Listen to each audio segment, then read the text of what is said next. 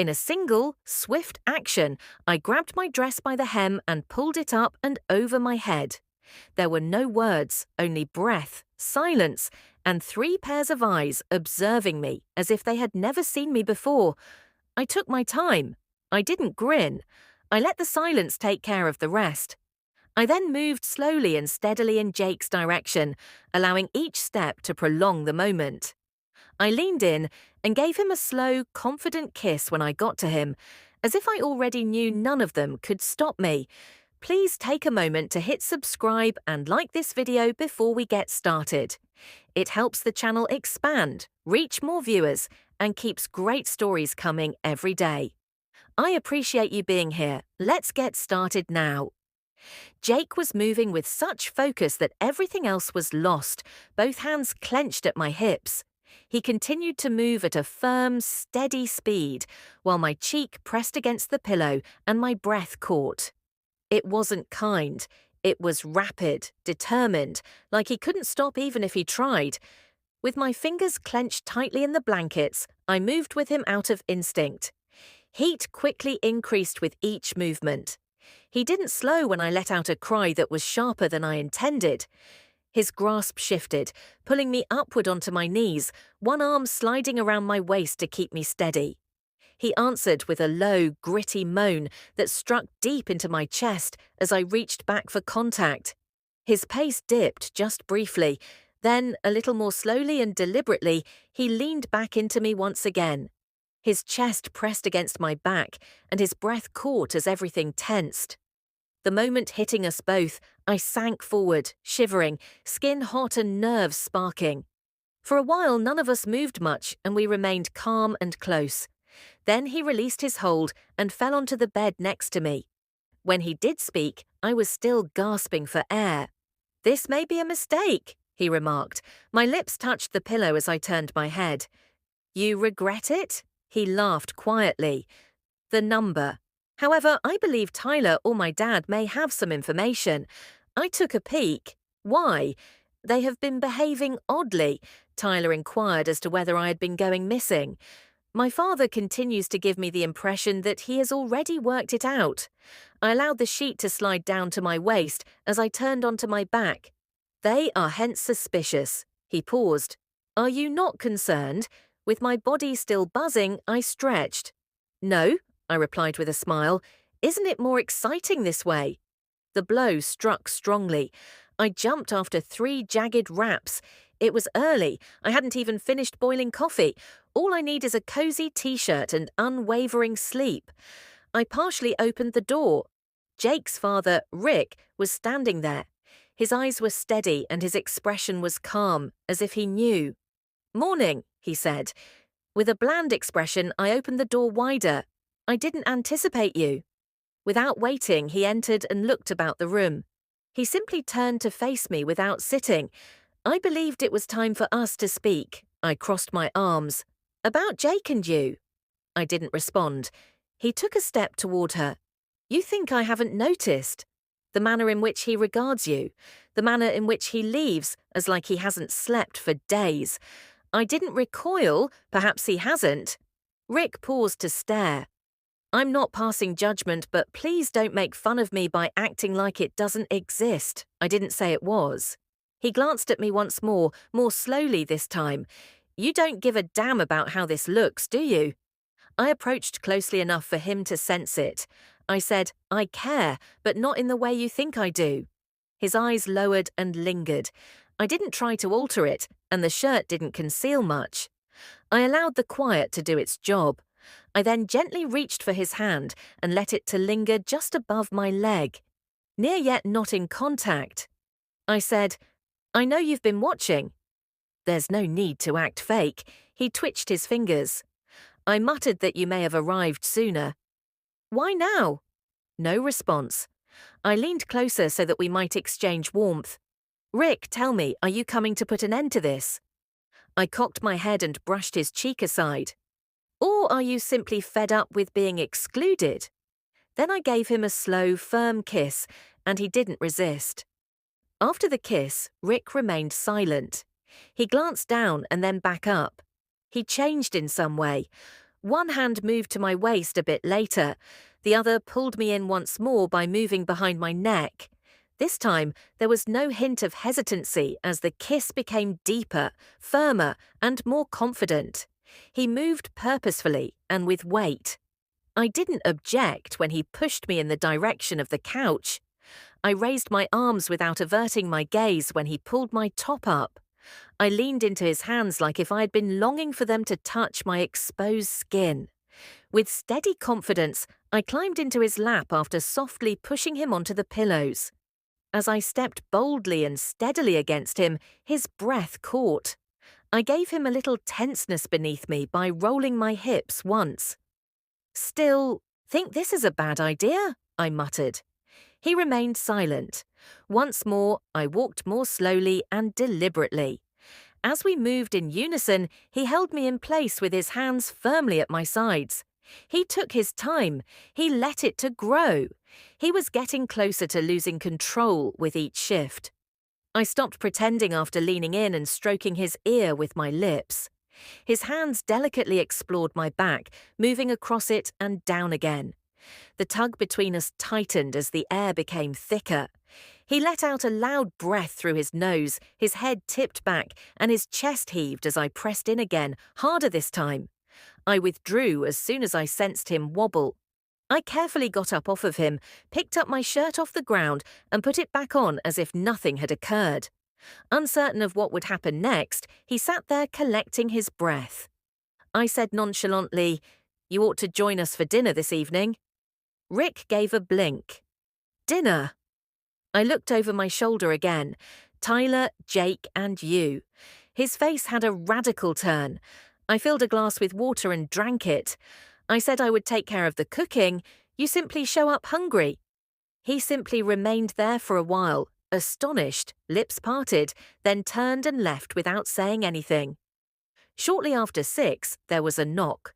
2 softer raps followed by one sharp one, as if the speaker was undecided about whether to be courteous or self-assured. I knew they would arrive even though Rick had been silent when he left earlier. Each of the 3. I pulled the door open. Rick was ahead, as composed as ever. Jake tried not to look me in the eye as he stood behind him. Tyler took a step back and shifted his feet as if he had more time to run. I grinned at the perfect moment. With greater uncertainty than the last, they entered the room in silence. In order to catch the light when I moved, I wore something. Light, short, strapless, and silky. Nothing on the bottom. I apologize. I just have wine already poured and food on the stove. The lights were dimmer than normal, the music was quiet, and the table was set. I was the ideal host, giving them each a hug as if nothing had happened, as if I hadn't crossed Rick's legs this morning. Between Rick and Jake, I took a seat. Tyler is standing opposite from me, his eyes flickering and his shoulders stiff. He persisted in attempting to avoid looking. He wasn't performing well. I placed my leg lightly against Rick's beneath the table. I pressed in again, more slowly this time, when he didn't respond. His hand made a single twitch. That was all. I brushed Jake's arm as he responded to my question about his week, asked Tyler if he was still seeing the girl from the previous summer. He shook his head, stumbled, and blinked.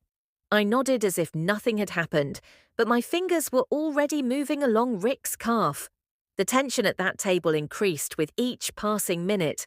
My voice became softer. My grin lasted longer. Without asking, I filled their cups. Jake continued to stare at my legs. Tyler continued to move around in his chair. Rick remained motionless, but I could sense his changes with each breath. I got up to clear the plates after supper. Softly, "Don't move," I urged. "I'll be right back."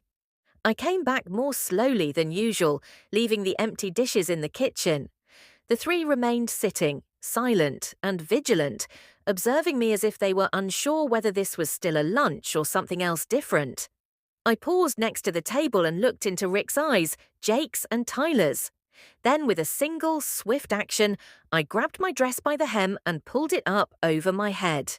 Just silence, breath, and quiet. No words. They all 3 froze. Jake's eyes grew wide. Tyler appeared to have lost his ability to breathe. Rick tightened his knuckles on his thighs and clinched his jaw. I approached Jake slowly and deliberately, allowing the moment to unfold with each stride.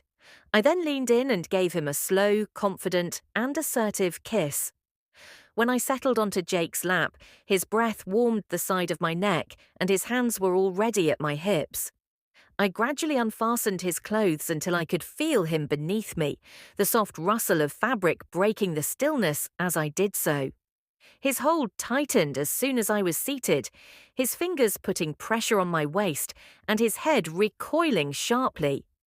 I moved steadily and intently against him, allowing each movement to intensify.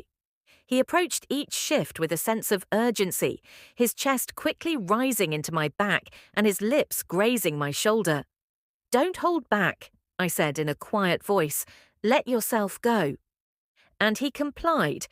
With each roll of my hips, his hands moved over my sides, drawing me closer. As our bodies moved in unison and the tension increased, the couch creaked beneath us. His respiration quickened, his legs tensed, and I could feel how near he was. I didn't slow down, though. Rather, I looked away. "Rick," I uttered clearly. His jaw was firm, his eyes was unwavering, and he had been observing the entire time while remaining completely clothed. He moved forward as soon as I reached for him. With steady eyes on his, I carefully unfurled his belt and lowered the cloth. Despite the fact that his expression was tight, he walked out with composed composure. I leaned forward a little and drew Rick nearer while continuing to move across Jake. I leaned in and gave him gentle, teasing kisses while his hand rested softly at the back of my head. With one hand resting on Rick's hip and the other braced on Jake's chest, there was a lot of movement and breath, and the air was heavy with mounting strain. I retreated a little, with a whisper, "Stay close." I then turned to face the person who had remained motionless. Tyler was still perched on the edge of the couch, totally clothed, as if unsure of what to do. With fire still coursing through me, I eased away from Jake and moved slowly across the room. I gave Tyler a soft, luring kiss before he responded. At last he let out a breath. As I removed his shirt, I saw his chest rise in asymmetrical waves. I then squatted down and carefully unfurled his trousers before holding his hand. He silently obeyed my instructions to sit. I dropped to my knees in front of him, took a deep breath, and leaned in to kiss his hips slowly before tormenting him even more. His entire body lurched, his legs tensed, and his hands clenched at his sides. For balance, I kept one hand on his thigh and the other behind me. Rick came back behind me, steady and silent. After placing his hands at my waist, he approached me and delicately placed his body against mine.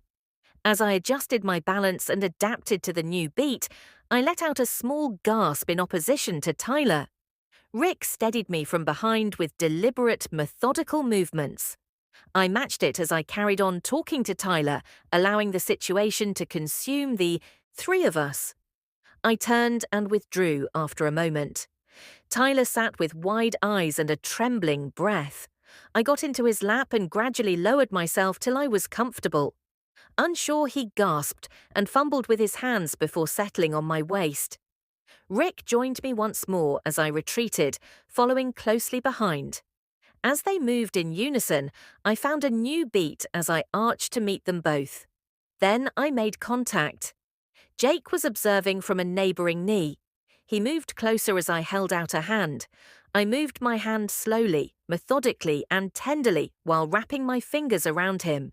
He leaned forward and kissed the side of my neck while his hands brushed my thighs, his breath coming in short gasps. I wasn't finished. I got up and led Jake to lie on the floor by holding his hand. After that, I straddled him with my back to him and carefully positioned myself. I took a moment to settle into action. Rick continued to observe. I looked at him beckoningly. He stepped forward, positioned himself carefully, and went close in front, joining our beat. My cheek is brushed by one hand as the other rests on my hip. I rocked between them, bracing myself against his chest. Rick is above me and Jake is below me, and every movement raises the temperature. Then, still standing and observing, I turned to face Tyler. "Come here," I said. He took a step forward. While my body continued to move, I reached for him and gave him a gentle welcome. Rick pushing above, Tyler shaking in my hands, and Jake sliding below. Tyler was the first to tremble violently, his breath catching as the strain subsided. I held him until he was done, then gradually released him to restore my attention to Rick. As the last wave rose, I put my hands against his chest. As the tension increased, Jake's body pressed closer and his grip tightened until he finally clenched suddenly and his breath quickened. Shortly after, Rick came over, his arms encircling me as his body trembled against mine. And as the moment overcame me, I followed, my back arched, my breath dispersed, the heat rising, and the tension releasing in waves.